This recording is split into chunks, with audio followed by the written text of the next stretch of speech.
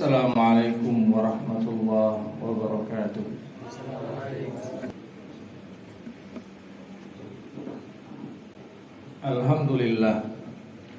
Alhamdulillahilladzi an'amana bi anwa'in ni'am wa lataifil ihsan wa faddalana ala sairi khalqihi bil ilmi wal bayan.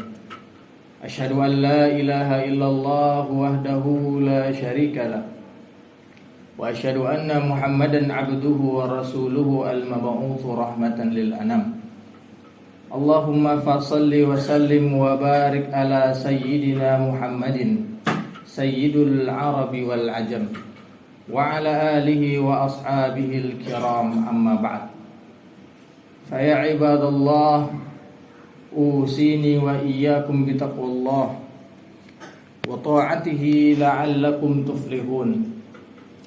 Wa qala ta'ala, ya ayyuhalladzina amanu taqullaha haqqa tuqatih wa la tamutunna illa wa antum muslimun.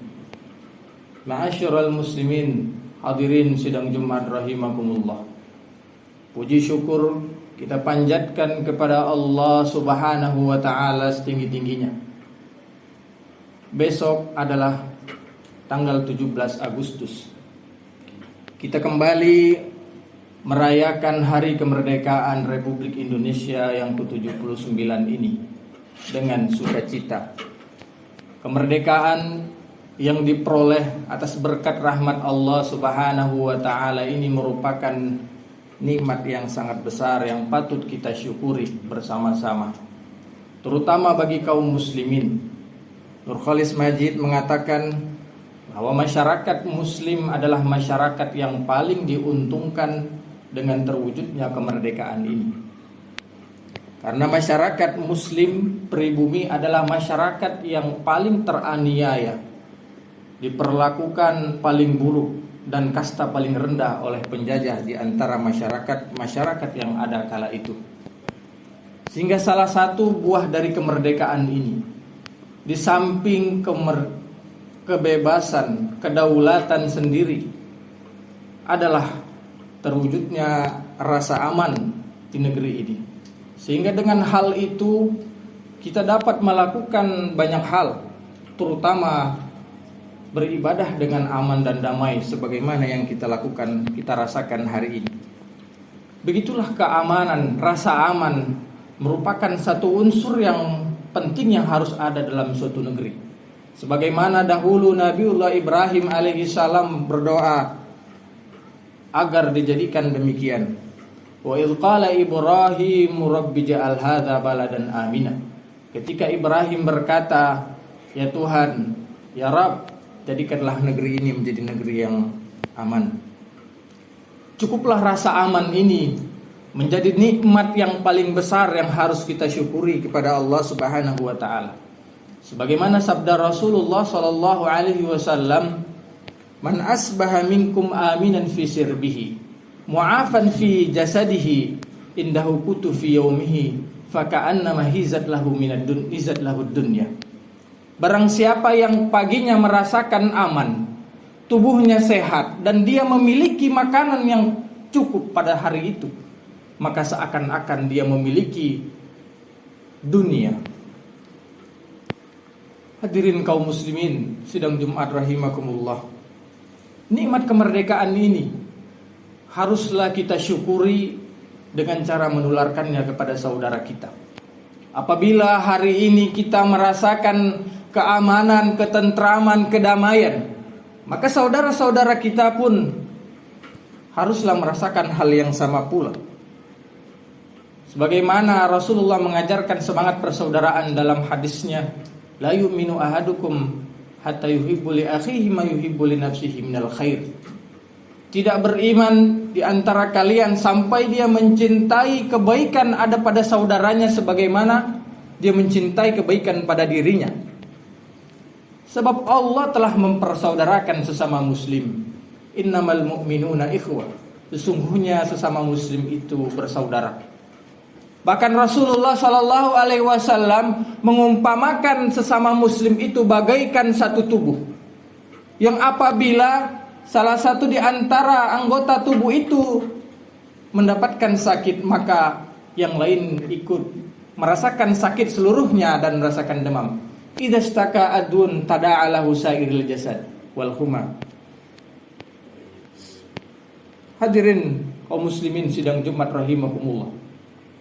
Apabila hari ini kita sedang memperingati hari kemerdekaan kita yang ke-79, artinya 79 tahun kita telah merasakan nikmat keamanan. Maka di saat yang sama, hari ini kita pun sedang memperingati hari ke-300 genosida yang dilakukan oleh Israel kepada saudara-saudara kita di Palestina. Saudara-saudara kita tersebut sedang tidak merasakan nikmat keamanan. Mereka hidup di bawah puing-puing runtuhan rumah mereka, dalam tenda-tenda yang tidak layak, makanan minuman yang tidak cukup, di bawah desingan peluru artileri dan dentuman bom-bom yang berjatuhan di atas kepala-kepala anak-anak mereka. Kita sebagai muslim memiliki kewajiban terhadap saudara kita yang kelak akan dipertanggungjawabkan di hadapan Allah Subhanahu wa taala di akhirat. Apa yang sudah kita lakukan terhadap saudara-saudara kita? Sekecil apapun yang kita lakukan, dengan doa, dengan donasi, bahkan dengan boikot yang kita lakukan belakangan ini, maka insya Allah kelak itu akan menjadi saksi di hadapan Allah Subhanahu wa taala. Hadirin kaum muslimin sidang Jumat rahimakumullah.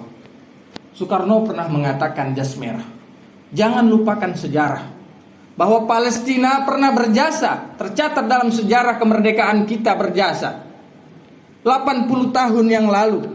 Di saat negeri kita sedang berjuang memperebutkan kemerdekaannya, maka Palestina memberikan dukungannya, mengakui kemerdekaan Republik Indonesia yang berdiri saat itu, yang disampaikan oleh Syekh Muhammad Al-Husaini, seorang mufti besar di Palestina, lewat radio yang disiarkan di Berlin. Sehingga pengakuan ini menjadi negara pertama yang mengakui kemerdekaan Indonesia. Tidak hanya itu, beliau pun melobi negara-negara muslim lainnya untuk ikut serta mengakui berdirinya negara Indonesia. Sehingga Indonesia memiliki pengakuan yang cukup dari internasional untuk berdiri menjadi negara yang berdaulat.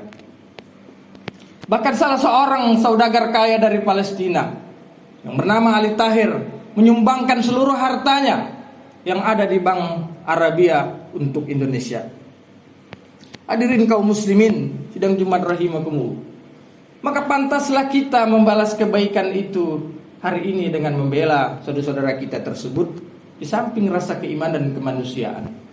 Bukankah kita diajarkan untuk pandai berterima kasih kepada manusia? Rasa syukur kita kepada Allah juga diwujudkan lewat rasa berterima kasih kita kepada manusia. La yashkurullah man la yashkurun nas.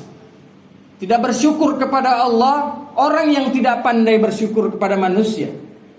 Di antara akhlak yang diajarkan oleh Rasulullah SAW kepada kita adalah membalas kebaikan orang yang berbuat baik kepada kita.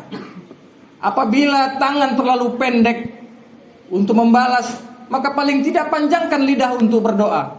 Sebagaimana dalam sabda Rasulullah SAW, "Man u'tiya ata'an fawajada falyajiz bihi, fa illam yajid falyusni bihi, faman asna bihi faqad syakara wa man katamahu faqad kafara."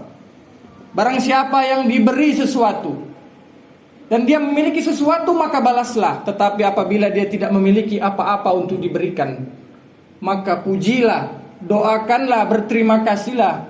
Maka pujian tersebut itu sudah bersyukur, sudah berterima kasih. Dan apabila tidak, maka dia telah kufur. Hadis riwayat Abu Daud dengan sanad yang sahih. Hadirin kaum muslimin sidang Jumat rahimakumullah. Islam menuntun umatnya untuk terbebas dari segala bentuk keterjajahan. Karena penjajahan itu adalah penistaan terhadap agama, terhadap ajaran agama. Sebagaimana pula para nabi itu diutus dengan misi untuk membebaskan manusia dari perbudakan, penjajahan, penindasan menuju kepada ketundukan kepada Allah Subhanahu wa taala. Dalam surah An-Naml ayat 34, Allah Subhanahu wa taala berfirman, qalat innal muluka idza dakhalu qaryatan afsaduha wa ja'alu a'izzata ahlaha adzillatan wa kadzalika yaf'alun. Ratu Balqis berkata, sesungguhnya para raja itu ketika masuk kepada sebuah negeri, maka mereka merusaknya, menjajahnya, menjarah tanahnya, dan menjadikan penduduknya yang tadinya mulia menjadi hina, menjadi terbelakang, menjadi bodoh, menjadi inferiority. Begitulah yang dilakukan oleh mereka. Barangkali semangat keislaman ini yang anti penjajahan. Dan pahitnya penjajahan yang dirasakan oleh bangsa ini selama ratusan tahun mengajarkan kepada leluhur kita satu hal tentang arti kemerdekaan, sehingga melahirkan watak anti-imperialisme yang juga tertuang dalam preambul Undang-Undang Dasar 1945 yang berbunyi bahwa sesungguhnya kemerdekaan itu ialah hak segala bangsa. Dan oleh sebab itu maka penjajahan di atas dunia harus segera dihapuskan karena tidak sesuai dengan pri kemanusiaan dan pri keadilan. Semangat anti-imperialisme itu tercermin pula dalam sikap para founding father kita kala itu dalam forum-forum internasional.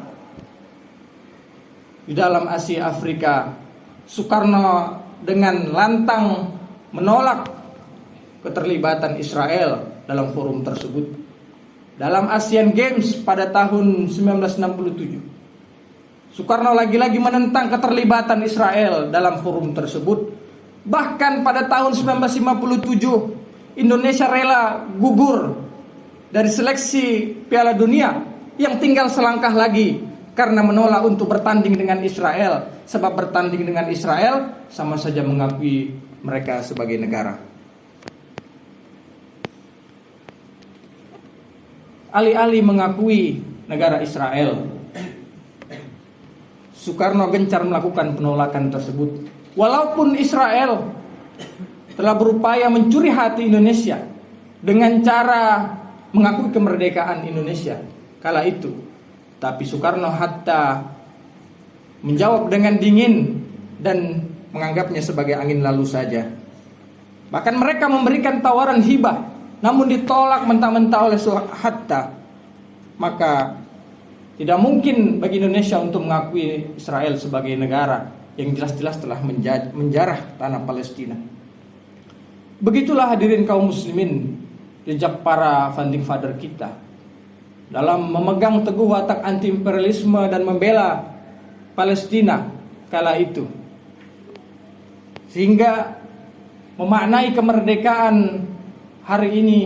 Marilah kita isi kemerdekaan ini dengan merawat pemikiran dan jejak langkah yang telah mereka lakukan dahulu. Maka dengan itulah kita telah berterima kasih kepada mereka. Barakallahu li wa lakum fil Qur'anil azim wa nafa'ani wa iyyakum bima fihi minal ayati wa dzikril hakim wa taqabbalallahu minni wa minkum tilawatahu innahu wal ghafurur rahim.